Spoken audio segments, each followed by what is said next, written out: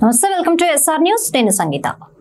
AP రాజకీయం ఆసక్తికరంగా మారుతోంది. ఎన్నికల ఫలితాల్లో వైసీపీ ఓటమితో ఇప్పుడు కొత్త లెక్కలు తెరమీదకొస్తున్నాయి. వైసీపీ నుండి కొందరు నేతలు పక్క పార్టీల వైపు చూస్తున్నట్లు ప్రచారం సాగుతోంది.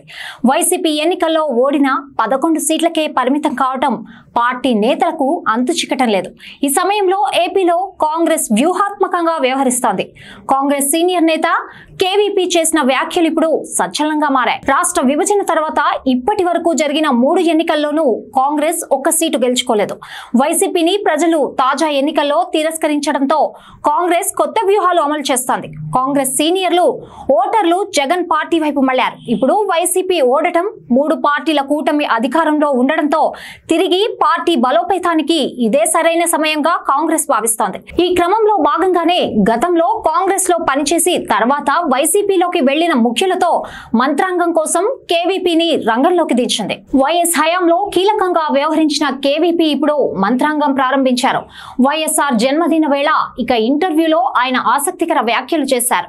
వచ్చే ఎన్నికల్లో కేంద్రంలో కాంగ్రెస్ అధికారంలోకి రావడం ఖాయమని ధీమా వ్యక్తం చేశారు. ఏపీలో సహజంగా అధికారం దక్కటం కష్టమైన వ్యూహాత్మక ఎత్తుగడలతో ముందుకు వెళ్తామని స్పష్టం చేశారు కేవీపీ. 2 ప్రాంతీయ పార్టీలకు భిన్నంగా తమ వైఖరి ఉంటుందని వెల్లడించారు. వైసీపీలో మాజీ మంత్రులు, సీనియర్లు టచ్ లోకి వస్తున్నారంటూ సంచలన వ్యాఖ్యలు చేశారు.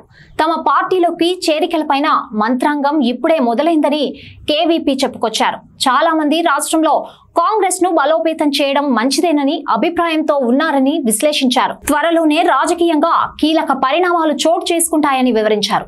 అటు షర్మిల వైఎస్ఆర్ కు రాజకీయంగా వారసురాలని రాహుల్ చెప్పడం ద్వారా వైసీపీ నుండి బయటకు వచ్చే వారికి కాంగ్రెస్ ప్రత్యామ్నాయమే సంకేతాలు ఇస్తున్నారు. దీంతో రానున్న రోజుల్లో వైసీపీ లక్ష్యంగా కాంగ్రెస్ రాజకీయ కార్యాచరణ జగన్ ఏ విధంగా తిప్పికొడతారనేది ఆసక్తికరంగా మారుతోంది.